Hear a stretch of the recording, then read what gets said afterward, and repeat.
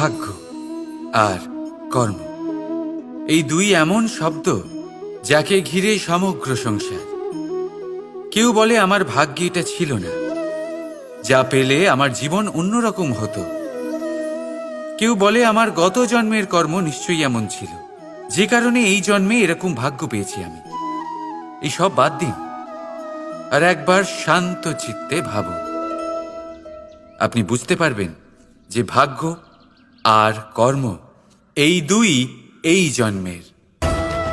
তফাৎ শুধুমাত্র এটাই যে যদি ভাগ্যের কথা বলা হয়, তাহলে আপনি এই ভাগ্যের থেকে যত বেশি আশা করবেন তত বেশি নিরাশ হবেন আপনি, কারণ এই আশা আপনাকে কর্ম করা থেকে আটকায়।